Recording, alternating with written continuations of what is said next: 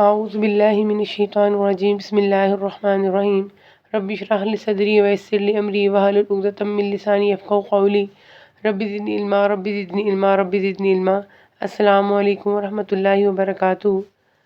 الحمدللہ آج ہم پارہ نمبر 14 کا آغاز کریں گے۔ اس کی ابتدا ہم سورۃ ہجر سے کریں گے۔ بسم اللہ الرحمن الرحیم۔ سورۃ ہجر مکی ہے اور اس کی 99 آیتیں ہیں اور 6 رکوع ہیں۔ ارشاد ہوتا ہے الف لام را تلک آیات الکتاب و قرآن مبین۔ الف لام را یہ کتاب الہی کی آیتیں ہیں اور کھلے اور روشن قرآن پاک کی۔ یہ اشارہ قرآن پاک کی طرف ہے۔ کتاب اور قرآن مبین سے مراد قرآن کریم ہی ہے جو نبی کریم صلی اللہ علیہ وسلم پر نازل ہوا، جس طرح قد جاءکم من اللہ نور و کتاب مبین۔ سورہ مائدہ کے نمبر 15 میں نور اور کتاب دونوں سے مراد قرآن کریم ہی ہے۔ آگے ارشاد ہوتا ہے وہ وقت بھی ہوگا کہ کافر اپنے مسلمان ہونے کی آرزو کریں گے۔ یہ آرزو کب کریں گے؟ موت کے وقت جب فرشتے انہیں جہنم کی آگ دکھاتے ہیں، یا جب جہنم میں چلے جائیں گے، یا اس وقت جب گناہ گار ایمانداروں کو کچھ عرصہ بطور سزا جہنم میں رکھنے کے بعد جہنم سے نکالا جائے گا، یا میدان حشر میں جہاں حساب کتاب ہو رہا ہوگا اور کافر دیکھیں گے کہ مسلمان جنت میں جا رہے ہیں تو آرزو کریں گے کہ کاش وہ بھی مسلمان ہوتے۔ بعض کہتے ہیں کہ ان کی طرف سے آرزو ہر موقع پر ہوتی رہے گی لیکن اس کا انہیں کوئی فائدہ نہیں ہوگا۔ پھر آگے چل کر اللہ تعالیٰ اور شیطان کے درمیان ہونے والے مکالمے کا تذکرہ آ جاتا ہے۔ شیطان نے کہا کہ اے میرے رب، چونکہ تو نے مجھے گمراہ کیا ہے، مجھے بھی قسم ہے کہ میں بھی زمین میں ان کے لیے معاصی کو مزین کر دوں گا، یعنی ان کے گناہوں کو، ان کے برے کاموں کو سجا سنوار کر پیش کروں گا اور ان سب کو بہکاؤں گا بھی، سوائے تیرے ان بندوں کے جو منتخب کر لیے گئے ہیں۔ ارشاد ہوا کہ ہاں، یہی مجھ تک پہنچنے کی سیدھی راہ ہے، یعنی تم سب کو بلاخر میرے پاس ہی لوٹ کر آنا ہے۔ جنہوں نے میرا اور میرے رسولوں کا اتباع کیا ہوگا، پیروی کی ہوگی، میں انہیں اچھی جزا دوں گا، اور جو شیطان کے پیچھے لگ کر گمراہی کے راستے پر چلتا رہا ہوگا اسے سخت سزا دوں گا جو جہنم کی صورت میں تیار ہے۔ پھر آگے اللہ تعالیٰ کہہ رہے ہیں لیکن میرے بندوں پر تجھے کوئی غلبہ نہیں، لیکن ہاں جو گمراہ لوگ تیری پیروی کریں، یعنی میرے نیک بندوں پہ تیرا داؤ نہیں چلے گا۔ اس کا مطلب یہ نہیں کہ ان سے کوئی گناہ ہی سرزد نہیں ہوگا، بلکہ مطلب یہ ہے کہ ان سے ایسا گناہ نہیں ہوگا جس کے بعد وہ نادم، شرمندہ اور تائب نہ ہو، کیونکہ وہی گناہ انسان کی ہلاکت کا باعث ہے جس کے بعد انسان کے اندر ندامت کا احساس پیدا نہ ہو اور توبہ کرنے کا جذبہ پیدا نہ ہو۔ ایسے گناہ کے بعد انسان جو ہے گناہ پر گناہ کرتا چلا جاتا ہے اور آخر کار اس کی دائمی تباہی و ہلاکت جو ہے مقدر بن جاتی ہے۔ اور اہل ایمان کی خوبی یہ صفت ہے کہ گناہ پر اصرار نہیں کرتے بلکہ فوراً توبہ کر کے آئندہ کے لیے اس سے بچنے کی بھرپور کوشش کرتے ہیں۔ پھر شیطان کے پیروکاروں کا انجام بیان کیا گیا ہے، یقیناً ان سب کے وعدے کی جگہ جہنم ہے۔ پھر جہنم کے دروازوں کا تذکرہ آ جاتا ہے جس کے 7 دروازے ہیں، ہر دروازے کے لیے ان کا حصہ ایک بٹا ہوا ہے، یعنی ہر دروازہ مخصوص قسم کے لوگوں کے لیے خاص ہوگا۔ مثلا ایک دروازہ مشرکوں کے لیے، ایک دوہریوں کے لیے، ایک زندیقیوں کے لیے، ایک زانیوں، سود خوروں، چوروں اور ڈاکوؤں کے لیے، وغیرہ وغیرہ۔ یہاں 7 دروازوں سے مراد 7 طبق اور درجے ہیں۔ پہلا طبق یا درجہ جہنم ہے، دوسرا نتی، پھر حتمہ، پھر سعیر، پھر سقر، پھر جہیم، پھر حاویہ۔ سب سے اوپر والا درجہ موحدین کے لیے ہوگا جنہیں کچھ عرصہ سزا دینے کے بعد یا سفارش پر نکال دیا جائے گا۔ دوسرے میں یہودی، تیسرے میں عیسائی، چوتھے میں صابی، پانچویں میں مجوسی، چھٹے میں مشرکین اور ساتویں میں منافقین ہوں گے۔ سب سے اوپر والے درجے کا نام جہنم ہے، اس کے بعد اسی ترتیب سے نام ہے۔ پھر اللہ تعالیٰ کی 3 صفات بیان کی جا رہی ہیں۔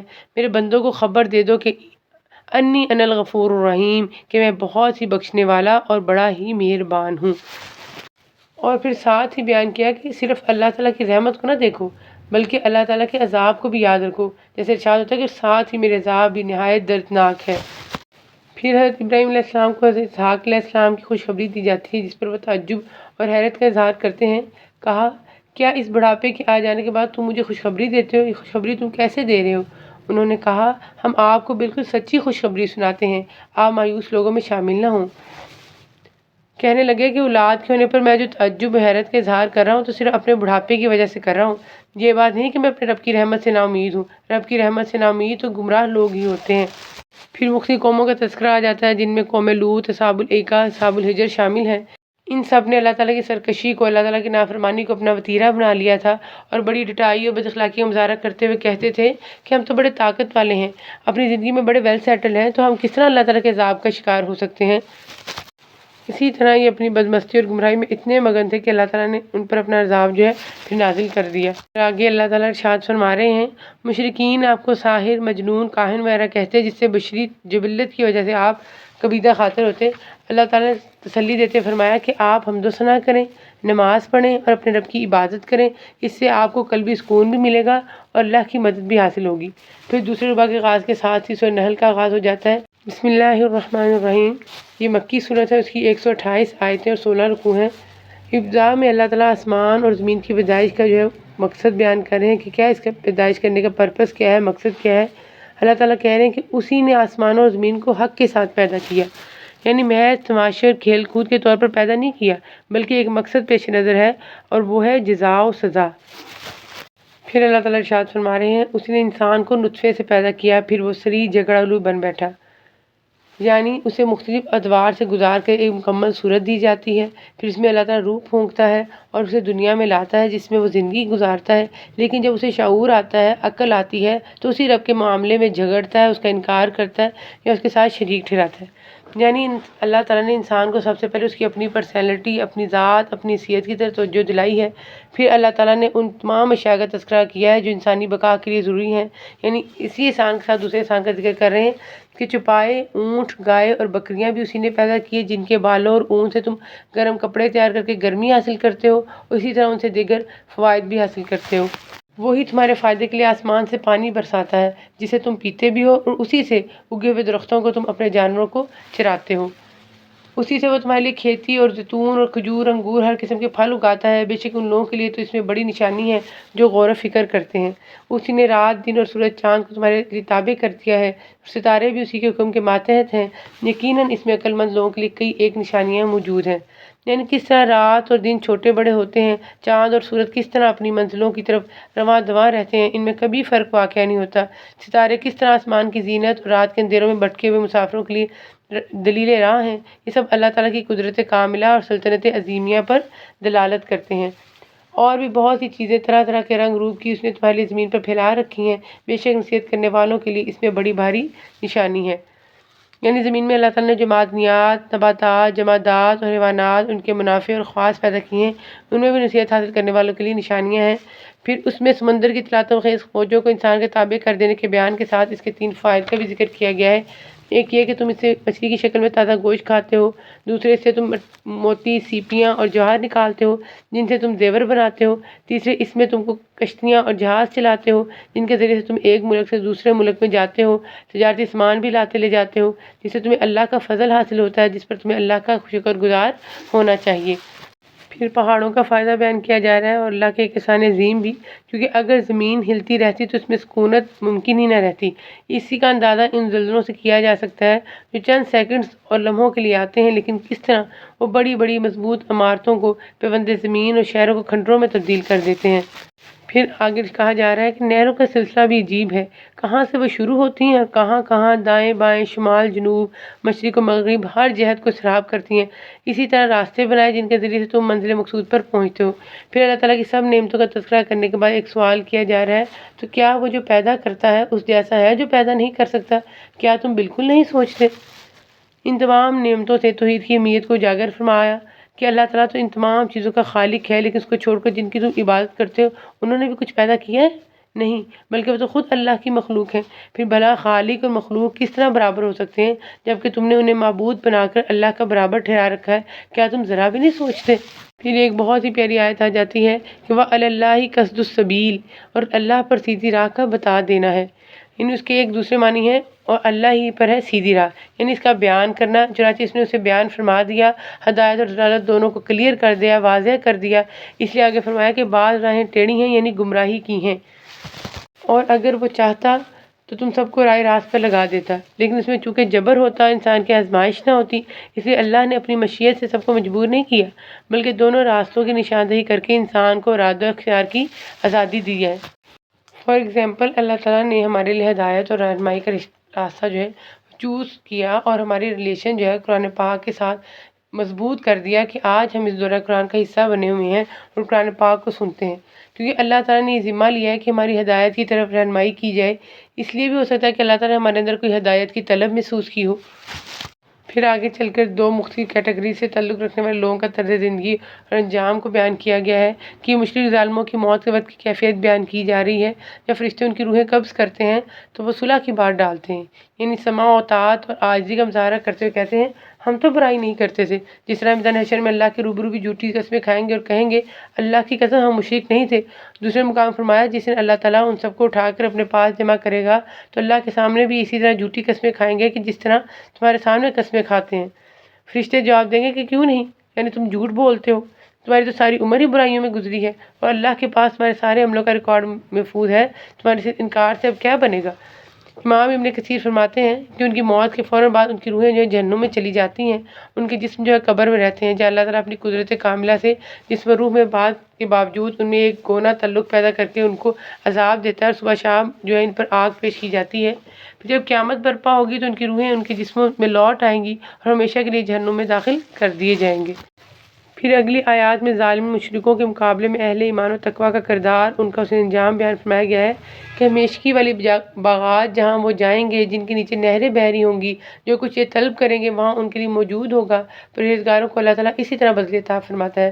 وہ جن کی جانیں فرشتے اس حال میں قبض کرتے ہیں کہ وہ پاک صاف ہوں، کہتے ہیں کہ تمہارے لیے سلامتی ہی سلامتی ہے، جاؤ جنت میں اپنے ان اعمال کے بدلے جو تم کرتے تھے۔ جعلنا اللہ منہم آمین یا رب العالمین۔ پھر تیسرے ربع کے آغاز میں ارشاد ہو رہا ہے یہ کسی صورت میں اللہ تعالیٰ کو عاجز نہیں کر سکتے۔ اس میں ہماری حیثیت کو، ہمارے مقام کو ہمارے سامنے پیش کیا جا رہا ہے کہ ہمارے تو اپنے نفس پر کنٹرول ہی نہیں ہے، نہ اپنی زندگی پر نہ موت پر کوئی اختیار ہے۔ جیسے اللہ تعالیٰ سورۃ فاتحہ میں ارشاد فرماتے ہیں، ہم نے پڑھا ہے کہ سب سے پہلے اللہ تعالیٰ نے وہاں پر اپنا اسٹیٹس، اپنا مرتبہ، اپنا مقام بیان کیا، پھر اس کے بعد اللہ تعالیٰ نے انسان کو اس کا مقام یاد دلایا ہے کہ وہ ہے کیا۔ پھر آگے ارشاد ہو رہا ہے اس کتاب کو ہم نے آپ پر اس لیے اتارا ہے کہ آپ ان کے لیے ہر اس چیز کو واضح کر دیں جس میں وہ اختلاف کر رہے ہیں، اور یہ ایمانداروں کے لیے رہنمائی اور رحمت ہے۔ اس میں نبی صلی اللہ علیہ وسلم کا یہ منصب بیان کیا گیا ہے کہ قائد و احکام شریعہ کے سلسلے میں یہود و نصارہ کے درمیان اور اسی طرح مجوسیوں اور مشرکین کے درمیان اور دیگر اہل ادیان کے درمیان جو باہم اختلاف ہے اس کی اس طرح تفصیل بیان فرمائیں کہ حق اور باطل جو ہے، سچ اور جھوٹ جو ہے وہ واضح ہو جائے تاکہ لوگ حق کو اختیار اور باطل سے اجتناب کریں۔ پھر شہد کی مکھی کی مثال دی جا رہی ہے کہ آپ کے رب نے شہد کی مکھی کے دل میں یہ بات ڈال دی کہ وہ اپنا جو مسکن ہے وہ درختوں میں بنا لے، پہاڑوں میں بنا لے، لوگوں کی بنائے ہوئے جو چھتیں ہیں ان میں اپنا گھر بنا لے۔ تو پھر آگے اللہ تعالیٰ دوبارہ سے انسان کو باور کرا رہے ہیں کہ تمہارا اسٹیٹس ہے کیا۔ اللہ تعالیٰ ہی نے تم سب کو پیدا کیا ہے، وہی پھر تمہیں فوت کرے گا۔ تمہیں ایسے بھی ہیں جو بدترین عمر سے لوٹائے جاتے ہیں کہ بہت کچھ جاننے بوجھنے کے بعد بھی نہ جانے، بے شک اللہ دانا اور توانا ہے۔ یعنی جب انسان طبعی عمر سے تجاوز کر جاتا ہے اور عمر کا ایسا دور آ جاتا ہے تو پھر اس کا حافظہ بھی کمزور ہو جاتا ہے، طاقتیں بھی کم ہو جاتی ہیں اور بعض عقل بھی معاف ہو جاتی ہے اور وہ نادان بچے کی طرح ہو جاتا ہے۔ اس لیے اللہ تعالیٰ نے جوانی کی بات کو بہترین بات قرار دیا ہے اور یہی ارذل العمر ہے جس سے نبی صلی اللہ علیہ وسلم نے پناہ بھی مانگی ہے۔ پھر بہت سی نعمتوں کے تذکرے اور یاد دہانی کے بعد اللہ تعالیٰ ایک اور نعمت کی یاد دہانی کروا رہے ہیں اور وہ ہے خاندان کی نعمت۔ اللہ تعالیٰ کہہ رہے ہیں کہ اللہ تعالیٰ نے تمہارے لیے تم میں سے ہی تمہاری بیویاں پیدا کیں، تمہاری بیویوں سے تمہارے لیے بیٹے اور پوتے پیدا کیے، تمہیں اچھی اچھی چیزیں کھانے کو دیں، کیا پھر بھی لوگ باطل پر ایمان لائیں گے، اللہ تعالیٰ کی نعمتوں کی ناشکری کریں گے۔ یعنی اللہ تعالیٰ نے اپنے تمام انعامات کا تذکرہ کر کے جو آیات میں بیان کیے گئے ہیں سوال کر رہے ہیں کہ سب کچھ دینے والا تو اللہ تعالیٰ ہے، لیکن اسے چھوڑ کر دوسروں کی عبادت کرتے ہیں، دوسروں کا ہی کہنا مانتے ہیں، کیوں؟ پھر آگے چوتھے ربع کا آغاز ہوتا ہے، اس میں کہا جا رہا ہے کہ جس دن ہم ہر امت میں سے گواہ کھڑے کریں گے پھر کافروں کو نہ اجازت دی جائے گی، نہ ان سے توبہ کرنے کو کہا جائے گا۔ یعنی ہر امت پر اس امت کا پیغمبر گواہی دے گا کہ انہیں اللہ کا پیغام پہنچا دیا گیا تھا لیکن انہوں نے اس کی پرواہ نہیں کی۔ ان کافروں کو عذر پیش کرنے کی اجازت بھی نہیں دی جائے گی، اس لیے کہ اس کے پاس حقیقت میں کوئی عذر یا حجت ہوگی ہی نہیں، نہ ان سے رجوع یا تاب دور کرنے کا مطالبہ کیا جائے گا کیونکہ اس کی ضرورت بھی اس وقت پیش آتی جب کسی کو گنجائش دینا مقصود ہو۔ اور دوسرے معنی یہ کیے گئے ہیں کہ انہیں اپنے رب کو راضی کرنے کا موقع نہیں دیا جائے گا کیونکہ وہ موقع تو ان کو دنیا میں دیا جا چکا ہے جو دارالعمل ہے۔ آخرت تو دارالعمل نہیں، وہ تو دارالجزا ہے نا، وہاں تو اس چیز کا بدلہ ملے گا جو انسان دنیا سے کر کے گیا ہوگا، وہاں کچھ کرنے کا موقع کسی کو نہیں ملے گا۔ اور جس دن ہم ہر امت میں انہی میں سے ان کے مقابلے پر گواہ کھڑا کریں گے تو جو ان سب پر گواہ بنا کر لائیں گے، یعنی ہر نبی اپنی امت پر گواہی دے گا اور نبی صلی اللہ علیہ وسلم اور آپ کی امت کے لوگ انبیاء کی بابت گواہی دیں گے کہ یہ سچے ہیں، انہوں نے یقیناً پیغام جو ہے پہنچا دیا تھا۔ پھر اللہ تعالیٰ تین چیزوں کو اختیار کرنے کا حکم دے رہے ہیں۔ اللہ تعالیٰ عدل کا، بھلائی کا اور قرابت داروں کو دینے کا حکم دیتا ہے اور اس کے ساتھ ہی تین چیزوں سے روکا جا رہا ہے، یعنی بے حیائی کے کاموں، ناشائستہ حرکتوں اور ظلم و زیادتی سے اللہ تعالیٰ جو ہے وہ روکتا ہے۔ پھر آگے قرآن پاک میں کہا جا رہا ہے اور تم اپنی قسموں کو آپسی دغا بازی کا بہانہ نہ بناؤ، پھر تو تمہارے قدم اپنی مضبوطی کے بعد ڈگمگا جائیں گے اور تمہیں سخت سزا برداشت کرنا پڑے گی، کیونکہ تم نے اللہ کی راہ سے روک دیا اور تمہیں بڑا سخت عذاب ہوگا۔ یعنی مسلمانوں کو دوبارہ مذکورہ عہد شکنی سے روکا جا رہا ہے کہ ایسا نہ ہو کہ تمہاری اس اخلاقی پستی سے کسی قدم ڈگمگا جائیں، کافر تمہارا یہ رویہ دیکھ کر اسلام قبول کرنے سے رک جائیں اور یہ تم لوگوں کو اللہ کے راستے سے روکنے کے مجرم سزا کے حقدار بن جاؤ۔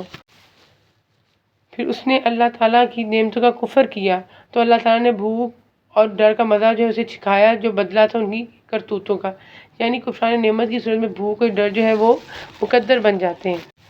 پھر آخر میں تبلیغ و دعوت کے اصول بیان کیے گئے ہیں کہ اپنے رب کی راہ کی طرف لوگوں کو حکمت اور بہترین نصیحت کے ساتھ بلائیے، ان سے بہترین طریقے سے گفتگو کیجیے۔ یقیناً آپ کا رب اپنی راہ سے بہکنے والوں کو بھی بخوبی جانتا ہے اور وہ راہ یافتہ لوگوں سے بھی پورا واقف ہے۔ یعنی آپ کا کام مذکورہ اصولوں کے مطابق وعظ و تبلیغ ہے، ہدایت کے راستے پر چلا دینا یہ صرف اللہ کے اختیار میں ہے، وہ جانتا ہے کہ ہدایت قبول کرنے والا کون ہے اور کون نہیں۔ آخر میں ہم آج کی دعا دیکھ لیتے ہیں جو کہ سورۃ نحل کی آیت نمبر 98 ہے۔